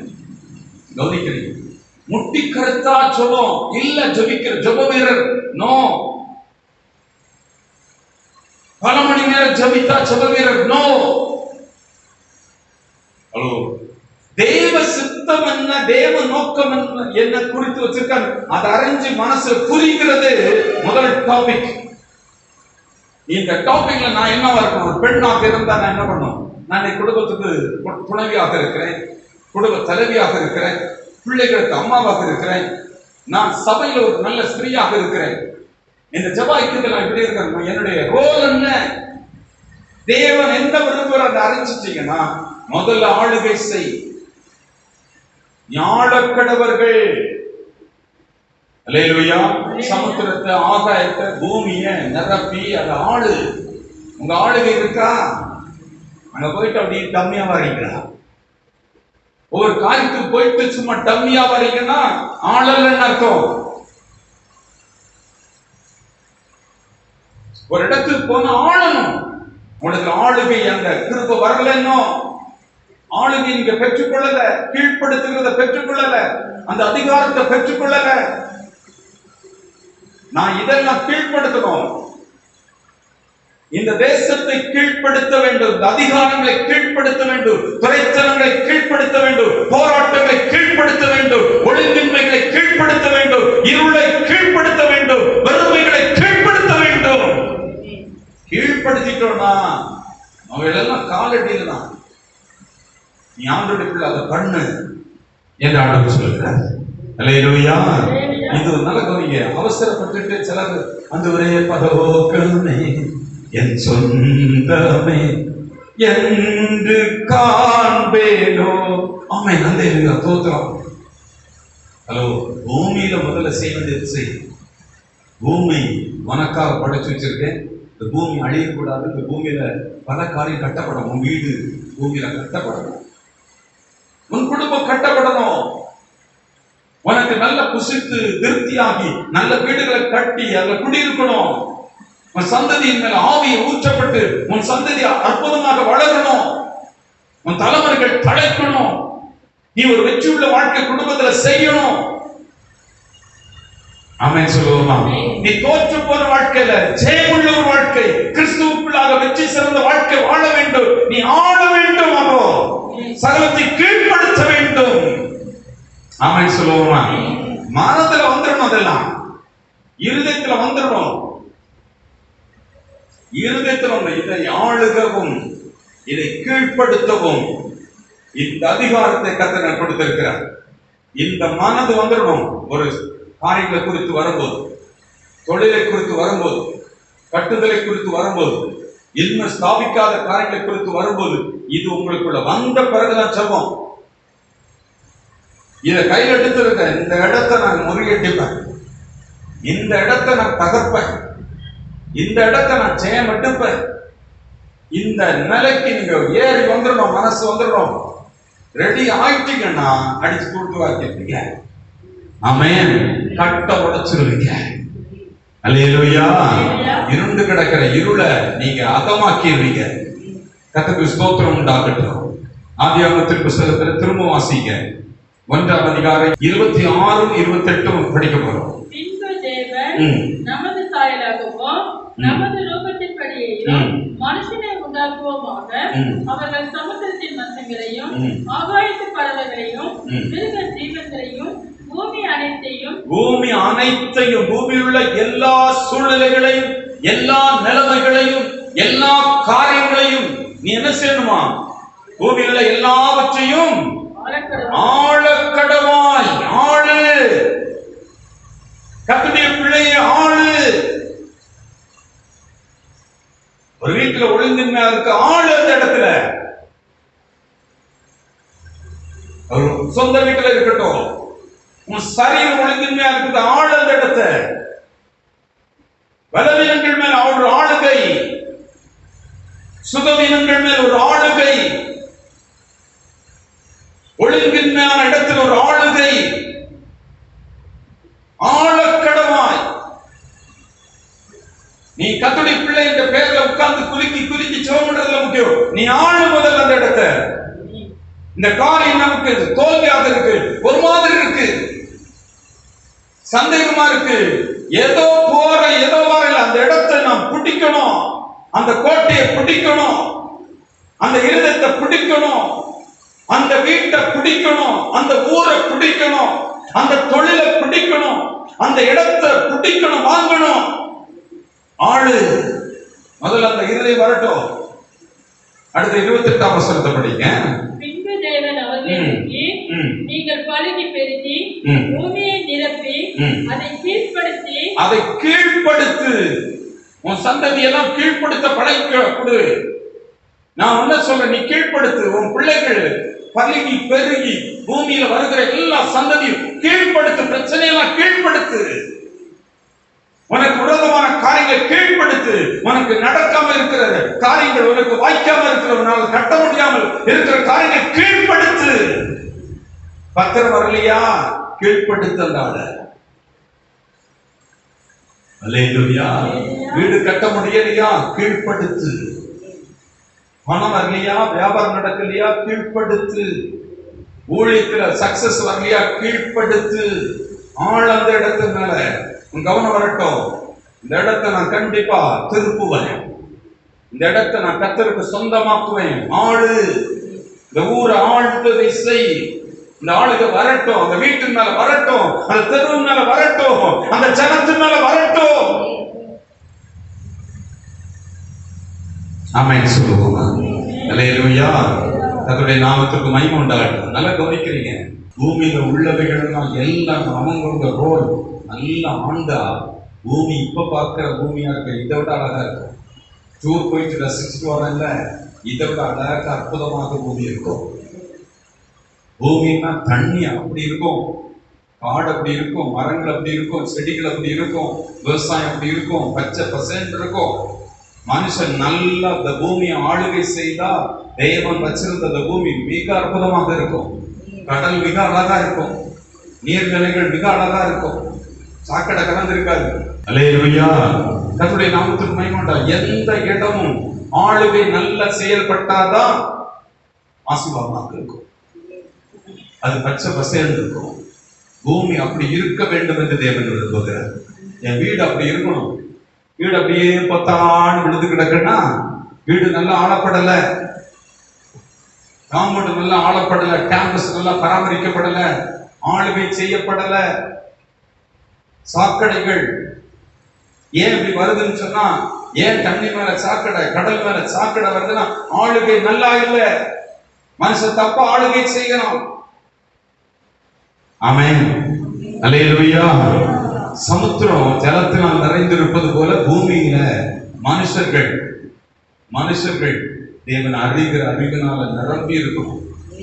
மனுஷன் எல்லாரும் கர்த்தர் இப்படித்தான் ஒரு மனுஷன் இருக்கணும்னு வச்சிருக்காரு, படைச்சிருக்காருன்னு கர்த்தரை அறிந்திருக்கிற அறிவு மக்களுக்குள்ள வரணும். நல்ல கவனிங்க, ஆண்டவருடைய வேலையை நம்ம செய்யும்படி இந்த பூமியில படைக்கப்பட்டிருக்கிறோம். கவனிக்கிறீங்களா?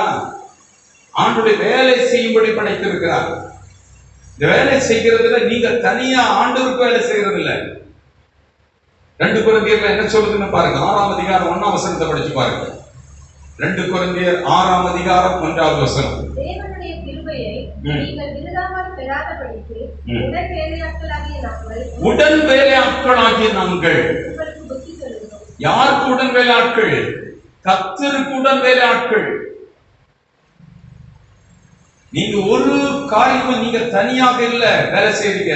ஃபேமிலி லைஃப் தனிமையாக இல்ல. கர்த்தருடைய பிள்ளைகள் கூட கர்த்தர் இருக்கிறார். ஆமென். அல்லேலூயா. தேவனுடைய சித்தத்தை அறிந்த ஒரு கணவருடைய மனைவியாக இருந்தால் உங்க வாழ்க்கை அற்புதமா இருக்கும். தேவனுடைய சித்தம் அங்க இருந்து என்ன ரோல் என்ன? ஒரு மனைவியுடைய ரோல் என்ன? நீ ஆளணும், நீ கீழ்ப்படுத்தணும், நீ ஆண்டு கொள்ளணும். ஆமென் சொல்லுவோமா? வேலைக்கு போயிட்டோம்னா வேலையில நீ என்ன செய்யணும்? கொடுக்கப்பட்ட வேலை நமக்கு ஆசீர்வாதமா மாறுவதற்கு அதை நீ ஆள வேண்டும். அந்த ஏரியா ஆளப்பட வேண்டும். அந்த கடை ஆளுகை செய்யப்பட வேண்டும். வியாபாரம் ஆளுகை செய்யப்பட வேண்டும். அங்க குழப்பம் வரக்கூடாது. கடை வச்சிருக்கோம்னா கடைக்குள்ள பிரச்சனை வரக்கூடாது. தொழில் வச்சிருக்கோம்னா தொழிலுக்குள்ள பிரச்சனை வர ஆளணும் நீ. ஆமென். அல்லேலூயா. ஊழியம் வச்சிருக்க ஊழியத்துல நான் வெறுமையா இருக்கக்கூடாது. அந்த இடத்தை நீ ஆளுகை செய்ய வேண்டும். அந்த இடம் ஆளுகை செய்யப்படணும், கீழ்ப்படுத்தணும். ஏரியாவில் இப்ப நமக்கு சரக்கு கொண்டு வரவங்க, சரக்கு கொடுக்கிறவங்க, சரக்கு விற்கிறவங்க, சரக்கு வாங்குறவங்க இதெல்லாம் இருக்குன்னு வச்சுக்கோங்க. பணம் கொடுக்க வேண்டியவங்க, காணிக்கை கொடுக்க வேண்டியவங்க. கவனிக்கிறீங்களா? வெறுமே என் பாத்திரம் காலியா இருக்கு அப்படி இல்ல. நான் வேலை செய்யறேன், வேலையில ஆளுகை இருக்கணும். அந்த பொருளாதாரத்துக்குரிய ஆளுகை இருக்கணும். தொழிலுக்கு அந்த தொழில் மேல என்னைக்கு வெறுமையா போயிட்டு இருக்கோம், போயிட்டு வர்றோம் அப்படின்னா தொழில் மேல அந்த ஆளுகை வரணும். ஏற்படுத்தி அந்த தொழிலை கட்டுக்கிறதுக்கு நீங்க ஆயத்தமாக வேண்டும். ஆமென் சொல்லுவோமா? அல்லேலூயா. கவனிக்கிறீங்க? கடைசியா நம்ம பார்க்கிறோம், ஜெபத்தின் மூலமாக தான் இந்த ஆளுகையை செய்ய முடியும். ஜெபத்தின் மூலமாகத்தான் இந்த ஆளுகை செய்ய முடியும். இருதயத்தில் இந்த ஆளுகிற சிந்தை வந்துட்டுன்னா ஜெபத்தில் முழங்கல் பண்றோம். முதல்ல நீங்க செய்ய வேண்டிய காரியம், உங்க வீட்டின் மேல ஆளுகை, ஒரு நபரின் மேல ஆளுகை, பிரச்சனை தருவர் மேல ஆளுகை, நமக்கு எதிர்த்து நிற்கிற வார்த்தைகளை பேசுகிறவங்க மேல ஒரு ஆளுகை, அதை கீழ்ப்படுத்துறோம். மேல இருக்க ஆவியை கீழ்ப்படுத்துகிறோம். அதுக்கு ஆளுகை என்பதை ஜெபத்தில் தான் கொண்டு வரும். ஜெப அறை ரொம்ப முக்கியம். உடனே பேசிட்டு இருக்காதுதான் அப்பாவுக்கும் மகனுக்கும், அப்பாவுக்கும் மகளுக்குள்ள உறவு, ஒரு ஐக்கியம், ஜெபம். அந்த உறவு நமக்கு இருந்தாதான் தேவன் என்ன எதுக்காக இந்த இடத்துல வச்சிருக்காருன்ற ஒரு நோக்கம் உங்களுக்கு தெரியும். இந்த ஊர்ல என்னை கொண்டு வச்சிருக்க, எங்கேயோ பிறந்து எங்கேயாமோ போய் அலைஞ்சி சுத்தி கொண்டு கொற்ற பழக்கிற கொண்டு உட்கார வச்சிருக்காங்க. எனக்கு ஒரு நோக்கம் இருக்கு, எனக்கு தெரியும். இந்த நோக்கம் யாருமே என்ன நினைச்ச முடியாது. அசுகளுக்கு பர்வத்தின் நோக்கம் என் மேல அந்த நோக்கம் இருக்கிறது. நான் அதை ஏற்றுக்கொண்டு நிற்கிறேன்னா என்னை எதிர்க்கிற, எனக்கு விரோதமா நிற்கிற அத்தனையும் என் அப்பாவுக்கு விரோதமாக நிற்கிறது. அதை அறிஞ்சிட்டேன். ஒரு மனைவியாக நீங்க வீட்டுல நிக்கிறீங்க, ஆளுகை செய்து கீழ்ப்படுத்தி நிக்கிறீங்கன்னா தேவனுடைய நோக்கத்துல நிக்கிறீங்க. அது அப்பாவுடைய நோக்கத்தை நிறைவேற்ற நிற்கிறீங்க. இந்த வீட்டுல தேவனுடைய ஆளுகைக்காக நிற்கிறீங்க. ஒழுங்கின்மை மாறுபடி நிற்கிறீங்க. வறுமை மாறுபடி நிக்கிறீங்க. இந்த வீடு கர்த்தரை அருகில வரணும்னு நிக்கிறீங்க. தொழில் செய்யப்படணும்னு நிக்கிறீங்க. அல்லேலூயா. ஒரு கிராமத்துக்கு நடந்து போறீங்க, ஊழியம் செய்கிற போறீங்க, தேவனுடைய திட்டத்தை அறிந்து போகிறீங்க. அந்த ஊர் கர்த்தருக்கு சொந்தமாக வேண்டும் என்று அந்த சித்தத்தோடு போறீங்க. தேவனுடைய சித்தத்தை ஏற்றுக்கொண்ட நாள் முதல் எந்த எதிர்ப்பும் எந்த பிரச்சனையும் அது உங்களுக்கு விரோதமானது, கர்த்தருக்கு விரோதமானது. ஆமென் சொல்லுவோமா? அல்லேலூயா. நல்லா கவனிக்கிறது ரொம்ப முக்கியம். என்னோட இருக்கிற கர்த்தருடைய பிள்ளைகளுக்கு சொல்றேன், எல்லாரும் கவனிக்கிறீங்க. நீங்க தேவனுடைய திட்டத்தின்படி உங்க வீட்டுகள்ல இருக்கிறீங்க, உங்க ஊழியர்கள இருக்கிறீங்க, உங்க கடைகள்ல நிக்கிறீங்க, உங்க தொழில் மேல நிக்கிறீங்க. அதெல்லாம் எதுக்கு அப்படின்னா நீங்க ஆளுகிறீங்க. உங்க வீடு கட்டப்படணும்னு நிக்கிறீங்க, அது தேவனுடைய சித்தம். உங்க வீடு ஒரு நல்ல இடம் வாங்கப்படணும்னு நிக்கிறீங்க, அது தேவனுடைய சித்தம். என் பிள்ளைக்கு ஒரு வீடு இடம் வேணும், என் பிள்ளைக்கு ஒரு இடம் வேணும், ஒரு வீடு வேணும், என் பிள்ளைக்கு ஒரு நல்ல தொழில் வேணும், நல்ல வருமானம் வேணும். அந்த நோக்கத்தில் நிக்கிறீங்க. இந்த ஊர் கர்த்தருக்கு சொந்தமாக வேண்டும் என்று நிக்கிறீங்க. அதில் நிக்கணும். காலையில இந்த வீடு கர்த்தருக்கு சொந்தமாகும், இந்த ஊர் கர்த்தருக்கு சொந்தமாகும். அதற்காக நிக்கிற அந்த திட்டத்தில் நிக்கிற தேவ பிள்ளையை கர்த்தர் பார்த்து, என் சித்தத்தை உனக்குள்ள வச்சிருக்கிறபடினா உனக்கு விரோதமான காரியம், உருவாக்கப்படுகிற காரியம் வாய்க்காதே போகும். நியாயத்தில் உனக்கு விரோதமாக எழும் எந்த நாவை நீ குற்றப்படுத்துவாய், நீ குற்றப்படுத்துவாய். ஆமென் சொல்லுவோமா? இந்த காலையில் நல்லா கவனிக்கிறீங்க. முதல்ல உங்களுக்கு அந்த மாநகரம், நான் இந்த இடத்தை கீழ்படுத்துவேன், இந்த இடத்தை நாடு, இது எனக்கு சொந்தம், இந்த இடம் எனக்கு உருவாகும், இந்த இடம் எனக்கு வாய்க்கும், இந்த நபர் எனக்கு வாய்க்கும், இந்த பொருளாதாரம் எனக்கு வாய்க்கணும். அதுக்காக நிக்கிறேன், கர்த்தருடைய சித்தம். ஆமென் சொல்லுவோமா? அல்லேலூயா. குழந்தை தான் வந்திருக்கீங்க, குழந்தை எனக்கு தேவ சித்தம். அவள் ஆண்களில பெண்கள மலடு இருப்பதில்லை என்கிறத சொல்லுது. ஆண்டு சொல்ல நீ பலுகி பருகணும்னு சொல்லுகிறார். அவன் பலுகாமல் இருக்கிறேன்னா நீ முதல்ல பலுகாம பார்த்துட்டு இருக்காரு, நான் பலுகணும், நான் பெருகணும். ஆமென் சொல்லுவோமா? அல்லேலூயா. எந்தெந்த காரியத்தில் மனுஷனுக்கு ஃபுல் ஆசீர்வாதத்தை கர்த்தர் கட்டளையிட்டு இருக்கிறார், முழு செழிப்பை கர்த்தர் கட்டளையிட்டு, பரிபூர்ணத்தை கர்த்தர் கட்டளையிட்டு இருக்கிறார். ஆதி மனுஷனுக்கு கொடுக்கப்பட்ட வாழ்க்கை தான் ரட்சிக்கப்பட்ட பிள்ளைகள் கர்த்தர் கொடுக்கிறார். அதை நான் சொந்தக்காரன், அதுக்கு நான் பார்க்கிறேன். எனக்கு பரிபூர்ணமா இருக்கும், நிரம்பி ஒளியும் ஏராளம் தாராளமாக இருக்கணும். எல்லாம் அது கிடைக்கல, அந்த சமாதானம் கிடைக்கல, அந்த சந்தோஷம் கிடைக்கல, அந்த பொருளாதாரம் கிடைக்கல, அந்த பொருட்கள் கிடைக்கல, அந்த வீடு கிடைக்கல, அந்த ஆஸ்தி கிடைக்கல, அந்த ஆசீர்வாதம் கிடைக்கல, ஏராளம் தாராளமாய் கிடைக்கவில்லை என்றால் அது ஆளுகை செய்யப்பட்டு கீழ்ப்படுத்தப்பட்டு அது கேப்சர் ஆகணும். ஆமென் சொல்லுவோமா? அல்லேலூயா. இங்கதான் நம்ம கவனமா கவனிக்கிறோம். நம்ம ஜெபறையை ஆண்டவருக்கு தேடுறோம். ஆளுகிற இடம் ஜெபறை தான். ஜெபிக்கிற இடத்துல இதை ஆளுகை செய்கிறோம். என்னெல்லாம் உங்களுக்கு கிடைக்க வேண்டுமோ அத்தனை ஜெப அறையிலே நாம் கேட்க வேண்டிய, ஜெபிக்க வேண்டிய காரணம். மத்திய 6ஆம் அதிகாரம் 6ஆம் வசனத்தை நாம் வாசிக்கிறோம். நீயோ ஜெபம் பண்ணும்போது அறை வீட்டுக்குள் பிரவேசித்து கதவை பூட்டு. அவ்வளவுதான். உள்ள போயிரு, தனிமையா போயிரு. ஜெபம் வேணும். ஜெபம் இல்லாம உனக்கு ஒண்ணுமே நடக்கும். நீ ஆளுகை செய்யல, நீ அதிகாரம் படுத்தல, நீ கீழ்படுத்தல அந்த இடத்தை, அந்த அதை நீ தலக்கு மேல வச்சுக்கிட்டு நீ கீழே இருக்கிறன்னா அது தேவன் விரும்புகிற இடம் அல்ல. உன் பிரச்சனையை சொல்லி சொல்லி பலமுறை அழுகிற, என்ன பண்றது தெரியல நீ சொல்றியோ, அந்த பிரச்சனைக்கு ஒரே ஒரு தீர்வு, அந்த இடத்தை நீ ஆளுகை செய்யணும், நீ கீழ்படுத்தணும், நீ ஆண்டு கொள்ளணும். அந்த ஆண்டு கொள்கிறதா சொல்லி கொடுக்குறேன். அறை வீட்டுக்குள்ள போற, தனிமையா இருக்கிற, அந்த ரகத்தில் இருக்க பிதாவை நோக்கி நிற்க, உங்களுடைய சித்தம் என் வீட்டில் நடக்கணும், இந்த தெருவில் நடக்கணும், என் பிசினஸ் நடக்கணும், என் வீட்டில் நடக்கணும், இந்த வாழ்க்கை எனக்கு வரணும். இதுக்காக ஆண்டவரை நோக்கி நீங்க உங்களுடைய சித்தம் அது, உங்களுடைய நோக்கம் அது.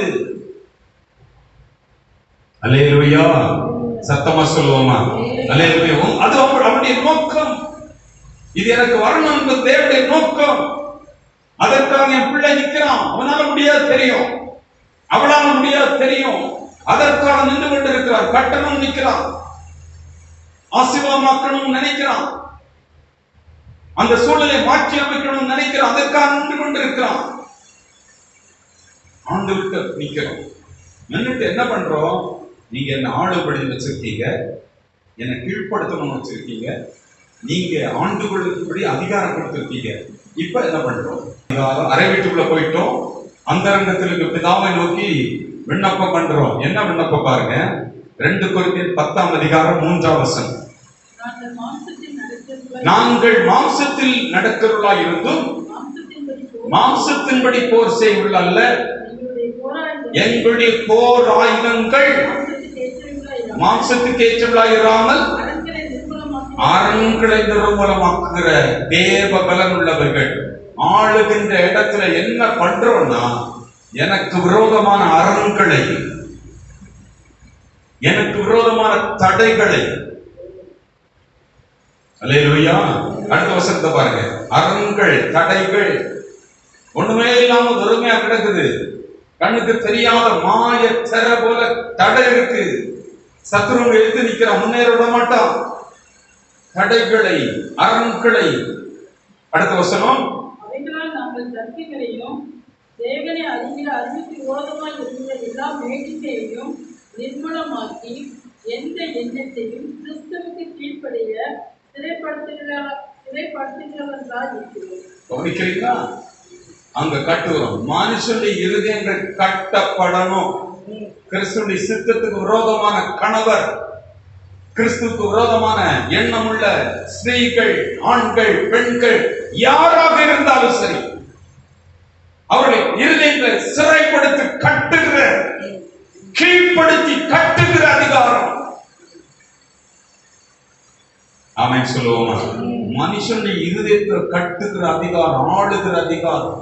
அவருடைய கரத்தின் கிரியைகள் மேல் அவர் ஆளுகை தந்தார். அவருடைய கரத்தினால படைக்கப்பட்ட மனுஷனுடைய இருதயம் கர்த்தருடைய சித்தத்துக்கு விரோதமா இருக்குது. இருதயத்தை கட்டுகிறோம், கீழ்ப்படுத்துகிறோம், கிறிஸ்து கீழ்ப்படிய பண்ணும்படியாக கட்டுகிறோம். ஆமென் சொல்லுவோமா? ஜெப அறையில என்ன செய்யணும்? அதுக்கு மணிக்கணக்கில் விசுவாசத்தோட நம்ம இதெல்லாம் ஆளுகின்றவன், கீழ்ப்படுத்த வேண்டியவன், ஆண்டு கொள்கிறவன் என்று சொல்லி அந்த அர்த்தத்தோட ஜபத்தில் நின்றுட்டோம். இங்க எல்லா சூழ்நிலை கட்ட முடியும். அந்த ஊரையே நமக்கு நேரம் திருப்ப முடியும் கட்டி. அது நமக்குள்ள வரணும். நான் போகிற இடங்கள்ல, நான் பார்க்கிற, நான் நினைக்கிற நபர்கள், வீடுகள்ல இருக்கிறவங்க இயேசு நாமத்தில் இவங்க எங்க வர போற நானே நினைச்சுட்டு போவேன். நாளுக்கு செய்ய மாட்டேன். இவங்க என்ன செய்ய போறாங்க, இவங்க என்ன தர போறாங்க, இவங்க என்ன பண்ண போறாங்க என்று நான் நினைச்சிட்டு போறேன்னா அது நடக்காது. நமக்குள்ளே அந்த சந்தேகம், ஆளுகின்ற அந்த கிருபை இல்லாம போறோம். நான் போகும்போதே இந்த வீட்டை நான் கட்டுவேன், இந்த வீட்டுல உலாவுகிற அந்தகார ஆவிகளை கட்டுவேன், ஜெபிப்பேன். அதை கிறிஸ்து கீழ்ப்படிய பண்ணுகிற அந்த கிருபை கர்த்தர் எனக்கு ஆண்டுகொள்ள என்று தந்திருக்கிறார். ஆமென் சொல்லுவோமா? ஆளணும், ஆளணும். ஒரு மிகப்பெரிய மாற்றத்தை காண்போம். அரை வீட்டுல இருந்துட்டு முழங்கால் போட்டு செபிக்க வேண்டிய காரம். இருதயங்கள் கட்டப்படணும். கொல்லாத இருதயத்தை கட்டி அந்த கிரியைகளை அழிக்கணும். அதுதான் ஆளுகை. ஆமென் சொல்லுவோமா? நல்ல துஷ்ட இருதயமா போராடுது, கெட்ட வார்த்தை பேசுது, அசிங்க அசிங்கமா நிக்குது, காலையில ஒரு மாதிரி எடுத்து நிக்குது அப்படின்னு சொன்னா அதற்கு முன்னாலே நீ கட்டிடணும், கட்டணும். வீட்டுல இந்த ஆவி எழுப்பக்கூடாது. அல்லேலூயா. முதல்ல கட்டணும். தூஷண ஆவியை கட்டி சுபிக்கிறோம். இனிமேல் அந்த இடத்துல பார்க்க கூடாது. கீழ்ப்படுத்துகிறோம். பொருளாதாரம் அப்படித்தான், உழைப்பு அப்படித்தான், வேலை அப்படித்தான். மாற்றங்களை கொண்டு வருவது ஜபம்.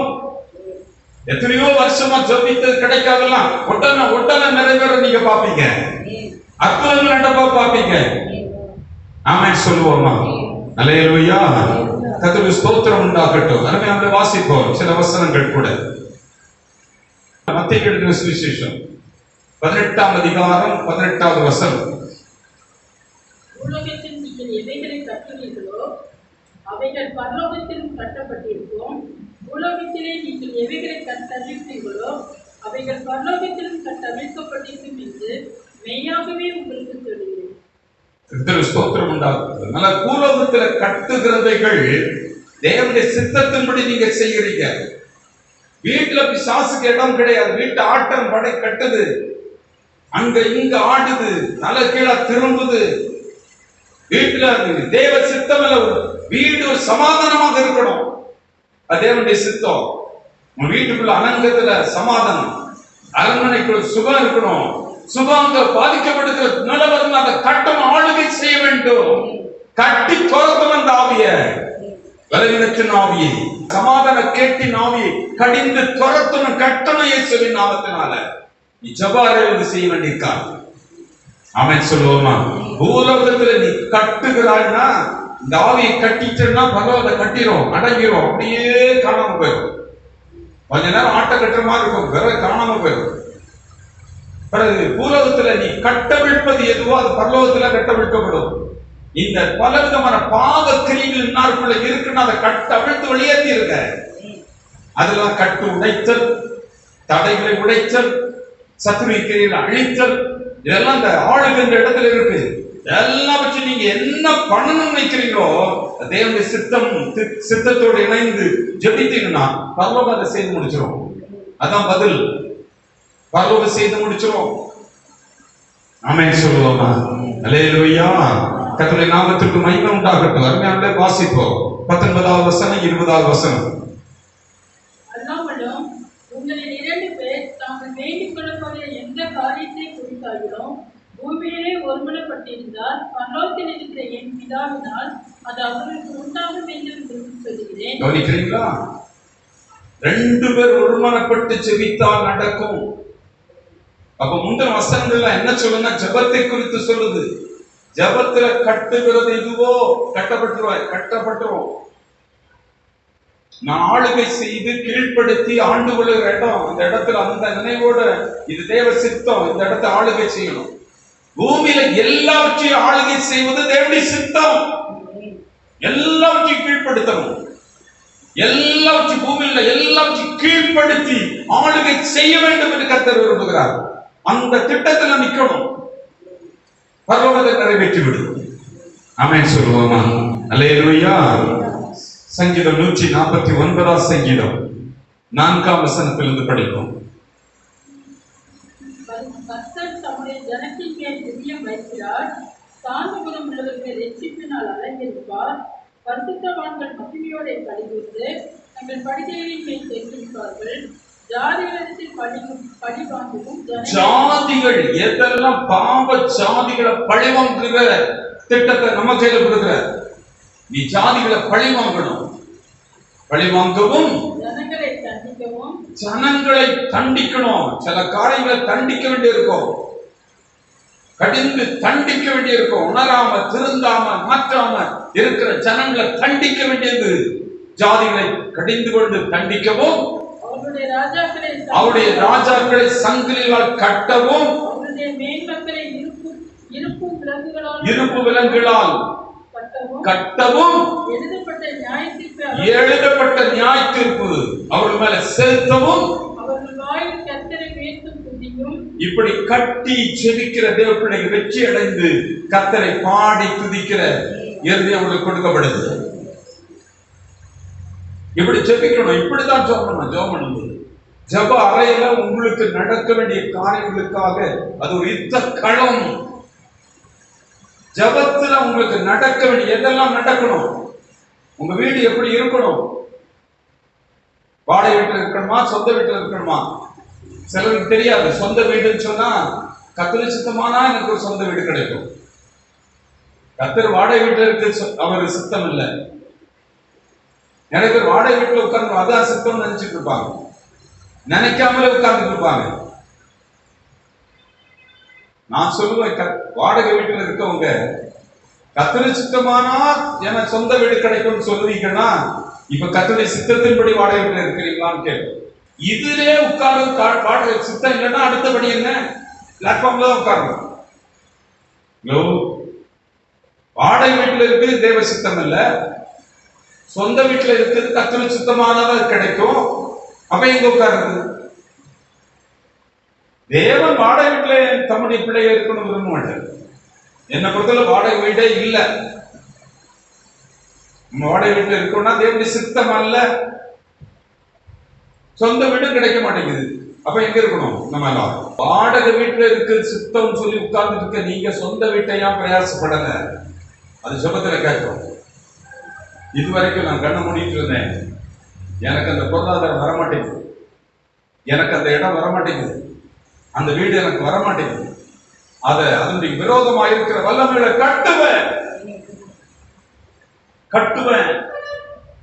எனக்கு ஒரு இடம் வாங்க முடியல, எங்க வீட்டுல அந்த எண்ணமே வரமாட்டேங்குது, எங்க வீட்டுக்கு அந்த பொருளாதாரமே வரமாட்டேங்குது. அந்த வல்லமைகளை கட்டுகிறோம். அங்க ஒளிமின்மை இருக்கு, அங்க வறுமை இருக்கு, அங்க இருள் இருக்கு. இந்த மூணு சேர்ந்த இடத்தை நான் இயேசுவின் நாமத்தில் அதை ஆளுகை செய்கிறேன். எனக்கு ஒரு வீடு வரும்படி, எனக்கு ஒரு இடம் வரும்படி, எனக்கு ஒரு வீடு கட்டப்படும்படி, எனக்கு ஒரு அதற்கான பொருளாதாரம் வரும்படி நாம் கடிந்து செபிக்க போறேன். அதான் ஜெபம். எனக்கு இல்லாதவர்களுக்காக அது இருக்கும்படி ஆளுகை செய்து கீழ்ப்படுத்தி அதை பெற்றுக்கொள்வேன். கடிந்து செபிப்பேன். நடக்கும், திரும்பும். ரொம்ப முக்கியம். ஜோபடி பாருங்க, நடக்கும். இருதயத்துல இதெல்லாம் வரணும். இதுதான் ஜெபத்துக்கு அஸ்திபாரம். நீங்க இடந்து புலம்பிட்டு கிடக்கெல்லாம் நிறுத்திடுங்க. இப்படி ஜெபத்துல இதெல்லாம் நடக்கணும். எனக்கு மேல, எங்க வீட்டு மேல, என் பிள்ளைகள் மேல, என் கணவர் மேல, என் மேல அந்த திட்டத்தை தேவன் வச்சிருக்காரு. அதற்கு விரோதமா தான் எல்லாம் நடந்துட்டு இருக்கு. நான் இப்படி இருக்கக்கூடாது, இதெல்லாம் கீழ்படுத்த போறேன், இதெல்லாம் நான் கீழ்படுத்த போறேன், இதை நான் இன்னைக்கு ஆண்டு கொள்றேன், இதை நான் ஆளுகை செய்து செவித்து பூலோகத்துல கட்டுவேன். நல்ல கவனிக்க, கட்டுகிறதுல ரெண்டு இருக்கு. வேண்டாதவர்களை கட்டி நிர்மூலமாக்குறது ஒன்று இருக்கு. கட்டுவதில் வேண்டாத பல காரியம் இருக்கு, அதெல்லாம் கட்டி நிர்மூலமாக்கப்படணும். சில இருதயம் உள்ள இருக்கிற வேண்டாதெல்லாம் கட்டி நிர்மூலமாக்கப்பட வேண்டிய இருதயங்கள், சிந்தனைகள், எண்ணங்கள், பேச்சுகள், நடவடிக்கைகள், அதை கட்டி துரத்த வேண்டியது, உடைச்செறிய வேண்டியது. அது இருக்கக்கூடாது நம்ம வீட்டுக்குள்ள. ஆமென் சொல்லுவோமா? அல்லேலூயா. நம்ம இடத்துல இருக்கக்கூடாது, அதை உடைக்கணும். ரெண்டு, கட்ட வேண்டியவர்கள். இதெல்லாம் என் வீட்டுக்குள்ள வரணும் என்று கட்டணும். இன்னாருக்குள்ள இது வரணும் சொல்லி கட்டணும். என்னவா கட்டணும்? இயேசுவின் நாமத்தினுடைய இருதயத்தில் அன்பை கட்டுகிறேன். அன்பின் ஆவி வரட்டும், ரட்சிப்பு வரட்டும், கட்டுகிறேன். இவருக்குள்ள ரட்சிப்பு கட்டப்படட்டும். அல்லேலூயா. இவருக்குள்ள மனமாற்ற வரும்படி ஆண்டவரே நான் செபித்து கட்டுகிறேன். மனம் திரும்புதல் வரட்டும். ஆண்டவரே இந்த இடம் ஒண்ணு இல்லாம இருக்கு, எனக்கு 5 சென்ட் இடம் வரும்படி கட்டுகிறேன். எனக்கு ஒரு இடம் கட்டப்படட்டும், உருவாக்கணும், கட்டுகிறேன். எனக்கு ஒரு வீடு கட்டப்படணும். இயேசுவின் நாமத்தில் இந்த இடத்துல இந்த வீடு எனக்கு கட்டப்படட்டும். கட்டப்படும். இதை நீ கட்டுங்க, பரவாயில்ல. அந்த வீடை கட்டு, இடத்தை கட்டுங்க, கட்டு, இருதயத்தை கட்டுங்க, கட்டு, பரவாயில்ல செய்கிறோம். ஆமென் சொல்லுவோமா? கட்ட வேண்டியவைகளை கட்டி நிர்மூலமாக்க வேண்டியவள் உண்டு. கட்ட வேண்டியவள் கொண்டு வந்து நம்ம இடத்துல கட்டணும். இதெல்லாம் ஸ்தாபிக்கப்படணும், அதை கட்டணும். கட்டவிழ்ப்பது. அல்லேலூயா. நல்ல ஆசீர்வாதமான கதவுகளை கட்டவிழ்க்கணும். பொருளாதார கதவுகளை கட்டவிழ்க்கணும். நல்ல கஸ்டமர்ஸ் இருமைகளை கட்டவிழ்க்கணும். நல்ல குடும்பங்களை கதவுகளை கட்டவிழ்க்கணும். நம்ம நேரம் திரும்பும். மனதை கட்டவிழ்க்கணும், திரும்பும். அல்லேலூயா. மாத்திரமல்ல, பொல்லாத கிரியைகளை எல்லாம் கட்டவிழ்த்து வெளியேற்றணும். சிலருக்குள்ள அது குடியிருக்கும், சிலருக்கு சில தரித்திர வீட்டுல குடியிருக்கும், சாபங்கள் குடியிருக்கும். கட்டவிழ்த்து வெளியேற்றணும். ஆமென் சொல்லுவோமா? இதெல்லாம் மனசுல நல்ல தெளிவா இருந்து செபிக்க ஆரம்பிச்சுன்னா வீடு ஒரு போர்க்களமா மாறிடும். நீங்க செய்து முடிக்கிற வரைக்கும் உங்க ஜெபம் ஓயாது, அது நிறைவேறிய தீரும். தாமதிக்காது, தாமதித்தாலும் அது நிச்சயமா நிறைவேறும். ஆமென் சொல்லுவோமா? இந்த ஜெபம் தான் இருக்கிற டாப் கிளாஸ் ஜெபம். இன்னும் ஜெபத்தை குறித்து ஆழமா கற்றுக்கொள்ள போறோம். ஆமென் சொல்லுவோமா? ஜெபிக்கிறது இப்படி ஜெபம் பண்ண போறோம். உங்க வீடுகளை இப்ப எடுத்துக்கோங்க, உங்க வேலைகளை எடுத்துக்கோங்க, உங்க தொழில்களை எடுத்துக்கோங்க, உங்களுக்கு இல்லாதவர்கள் எல்லாம் எடுத்துக்கோங்க. ஒரு 5 காரியம் நல்லா எடுத்துக்கோங்க. இது இப்படி வரணும், இப்படி வரணும். எதெல்லாம் அலக்கழிக்குதோ அதெல்லாம் கட்டி நிர்மூலமாக்குது. அரண்களை நிர்மூலமாக்குற தேவ பலன் கர்த்தர் நாள் உங்களுக்கு கொடுக்கிறார். தேவ சித்தத்தை நீங்க கையில வச்சுட்டீங்கனாலே நீங்க ஜெயமெடுக்க பிறந்தவர்கள். நீங்க கேட்கிற காரியங்கள் ஜெபித்து ஜெயம் எடுக்க வேண்டியவர்கள், முன்னேற வேண்டியவர்கள், கட்ட வேண்டியவர்கள், ஆள வேண்டியவர்கள், அற்புதமாய் வாழ வேண்டியவர்கள். ஆமென் சொல்லுவோமா? அதுல நீங்க சித்தத்துல இருக்கிறீங்க. நீங்க வெறுமையா இருக்கக்கூடாது. பரலோகம் அப்படி உங்களை நினைக்கல. என்னெல்லாம் உங்களுக்கு இல்லையோ அதெல்லாம் உங்களுக்கு நிரம்பி இருக்கணும், பரிபூர்ணமா என் பிள்ளைகளுக்கு இருக்கணும்னு நினைக்கிறார். அவருக்கு நினைப்பு அப்படி இருக்கு. அதை நம்ம கேட்கிறோம், அந்த சிந்தையோடு கூட கட்டுகிறோம், கட்டவிழ்க்கிறோம். ஆமென் சொல்லுவோமா? செய்து பாருங்க. அடுத்த வாரம் சாட்சி சொல்ல ஆரம்பிச்சு. ஆமென் சொல்லுவோமா? அந்த காரியங்கள் எல்லாம் ஜெபிக்க நான் கற்றுக்கொண்டேன். எனக்கு ஒரு ஆளுகையை கற்று தந்திருக்கிறார். நான் ஆவி மனுஷன், ஆவியின் சரீரத்தில் வாழுகிற, பூமியில வாழப்படி எனக்கு கொடுக்கப்பட்ட சரீரத்தில் வாழ்கிற மனுஷன். நான் அந்த உலகத்தை ஆளுகிறேன். என்னுடைய காரியங்களை குறைஞ்சபட்சம் முதல்ல என்னுடைய காரியங்களை ஆழணும். நான் உலகத்துக்கெல்லாம் சோடிட்டு இருந்தேன். இன்னைக்கு எனக்காக ஜெபிக்கிறேன், என் குடும்பத்திற்காக ஜெபிக்கிறேன், என் கணவருக்காக ஜெபிக்கிறேன், பிள்ளைகளுக்காக ஜெபிக்கிறேன். என் வீடு கட்டப்படணும் ஐயா. நான் வாடகை வீட்டில் இருக்க தேவ சித்தம் அல்ல, நான் ஒரு சின்ன குடிசை வீட்டில் இருக்க தேவ சித்தம் அல்ல. எனக்கு ஒரு நல்ல நிலைமை உருவாகணும், எனக்கு நல்ல பொருளாதாரம் உருவாகணும், எனக்கு நல்ல தொழில் அமையணும், எனக்கு நல்ல வேலை கிடைக்கணும், எனக்கு நல்ல வியாபாரம் ஆகணும், எனக்கு நல்ல வருமானம் உண்டாகணும், நல்ல பொருளாதார ஆசீர்வாதம் எனக்கு உண்டாகணும், எல்லா தரித்திரங்களும் என்னை விட்டு விலகணும், எல்லா விதமான சமாதான கேடு என்னை விட்டு விலகணும், எல்லா வீட்டின் போராட்டங்கள் என்னை விட்டு விலகணும், என் பிள்ளைகள மாற்றங்கள் வரணும். நீங்க ஜெபிக்காமலே இருக்க முடியாது. நீங்க ஜெபங்களை எவைகளை கேட்டுக்கொள்வீர்களோ அவைகள் எல்லாம் பெற்றுக்கொள்வீங்க. ஆசீர்வாதங்களை தான் ஆசீர்வதிப்பீராக. செய்கிறதற்காக இயேசு கிறிஸ்துவின் நாமத்தில் ஜெபிக்கிறோம் பிதாவே.